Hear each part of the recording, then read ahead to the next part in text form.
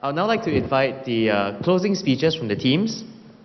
The speakers will have 5 minutes to speak, and I would like to invite the speaker from the proposition to close their case before the House.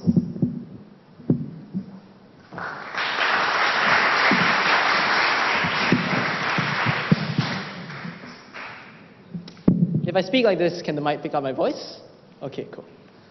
What is justice? I think even lawyers would tell you it's not simply about being legal for the sake of being legal.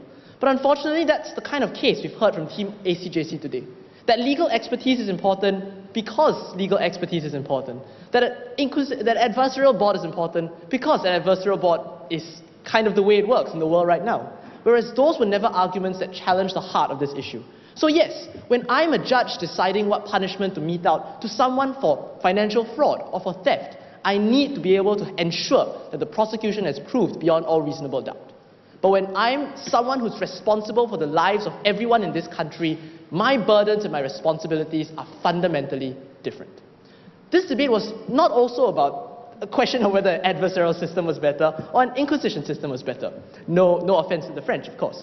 The question of this debate was such: even if one was better than the other, that's why we've chosen one over the other, at what cost is an adversarial system to the lives of our people now and in the future?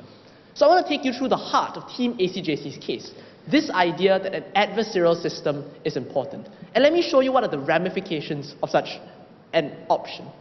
Now, in a time of threat to our national security, where unity is most important, this is the side that would seek to tear us apart from within in the adversarial nature of a courtroom. The nature of criminal law is such that it cannot be preemptive. We gave you very clear reasons why this was the case from the start. What if an individual is let go because the prosecution cannot prove his burden? It's so hard to prove before an act was committed that this individual is truly guilty. It's hard to prove using inchoate laws like conspiracy and attempt that an individual should be detained. But that doesn't mean he isn't a threat to our society. And that's why the executive needs to be given leeway in making these decisions to protect society. The executive has been empowered to make these decisions by the fact that we voted them in each time an election comes around. But there's more problems with the nature of an adversarial courtroom. Because when you have an adversarial courtroom, you are forced to reveal all the information you have to the judge, to the defendant, and to the public. What does this mean? It means that the foreign intelligence who entrusted you with their intel now feels betrayed. It means that the witnesses you tried to protect can no longer be protected because in their testimonies and their voice, individuals who are looking for them out there will know who to target. This means that no one will testify. You'll lose the progress of intelligence that you've built up over the last few years, when you're forced to call back witnesses from Indonesia who are working undercover. How does this make sense in a situation where it's not just important to stop the attack today, but the next one and the one after that and the one after that? That system doesn't make sense for our welfare. But the last problem with an adversarial system was the idea that the punishment that results is wrong and it hurts rehabilitation. Because we need to do a comparison here. Let's say I go into a courtroom. I'm a terrorist or I'm a drug addict, and I've been convicted. What happens to me? I get sent to prison for a very long time. It's harsh and cold. I feel isolated. Chances are the same reasons that led me to take up those fundamentalist beliefs will make me hold on to them in such an alien environment all the more. How then is the path to rehabilitation set out through detention? On our side of the house, we enable the state to take drug addicts in without forcing them through a trial and forcing them to the stigma of a conviction. We give radicalized individuals the opportunity to engage with the religious beliefs, with religious groups around society and in the community, and encourage them to give up these beliefs. And that's why detention without trial is actually the system which promotes rehabilitation. Don't let Team ACJC tell you that this is not important. As we told you at the start of this debate, and we'll tell you again, there are so many reasons in each of these individuals we managed to rehabilitate why detention without trial is justified for their sake.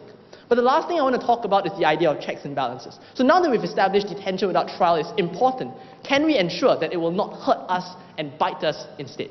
Yes, we can. We've given you many levels of checks and balance, starting from the ISD, the Minister of Home Affairs, the President, the Advisory Board, the Parliament, and the media of Singapore society. The only quibble they had was with the Advisory Board, to which we didn't understand why. Were the people on the Advisory Board and the legal expertise present? Yes, they were. Was there less information in the advisory board than in the courtroom? No. On the contrary, it was in the advisory board that you could consider a broader range of information. And last of all, were there still independent checks? Yes, there were. And this is why checks and balances do work. So the end of my speech, I'm going to tell you, the difference between a police state that Mark talked about is that we see detention in a police state and we are horrified at the type of torture it uses. But we see detention in Singapore and we are horrified at how close these terrorists have come to injuring our society and destroying everything that we hold dear. That is the meaning of justice, protecting innocence, because that's what a government is supposed to do.